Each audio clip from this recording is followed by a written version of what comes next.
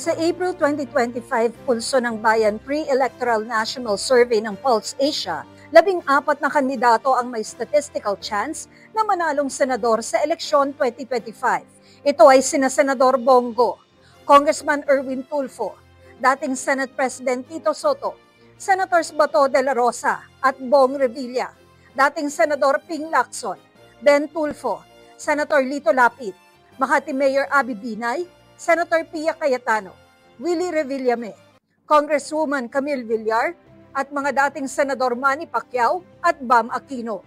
Isinagawa ang survey noong April 20 hanggang 24, 2025 sa pamamagitan ng face-to-face interviews sa 2,400 representative adults edad 18 pataas. Mayroong plus-minus 2% na error margin ng survey at confidence level na 95%. Tina Panganiban Perez, nagbabalita para sa GMA Integrated News. Sa araw ng eleksyon, saktong 1 linggo na lamang pumula ngayon, real-time din ang unofficial parallel counting na gagawin ng PPCRV o Parish Pastoral Council for Responsible Voting. Kanina po ay pinakita ng PPCRV ang kanilang command center sa Sampaloc sa Maynila. Sa tulong din daw ng kanilang IT resources, inaasahan nilang mas mabilis ang bilangan at mau-audit ang national results pati local at party list votes. Mahigit 700,000 volunteers din ang kanilang makakatuwang sa eleksyon. Para mas mabantayan ang botohan, May 8 pa lamang ay bubuksan na nila ang kanilang call center para sa may mga nais idulog. Ang PPCRV po ay isang non-profit organization, non-partisan at non-sectarian na grupo na pinangungunahan ng Simbahang Katolika para bantayan at siguraduhing malinis at tama ang eleksyon sa bansa.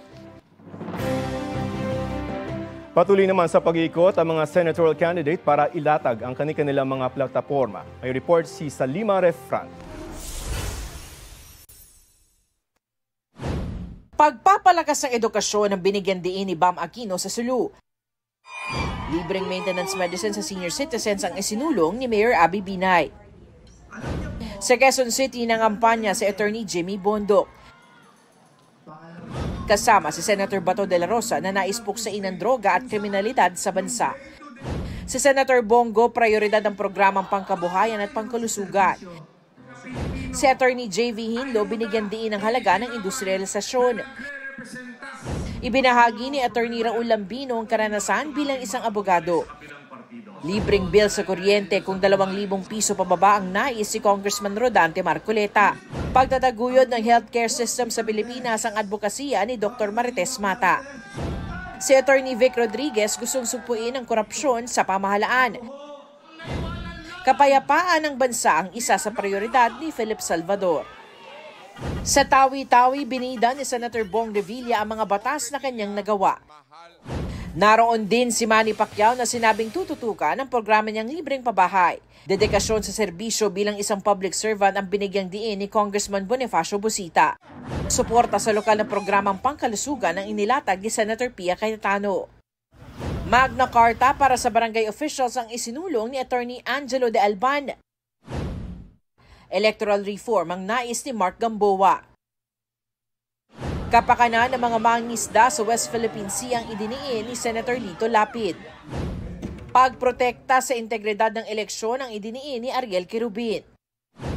Nais si Danilo Ramos na mapababa ang presyo ng bigas.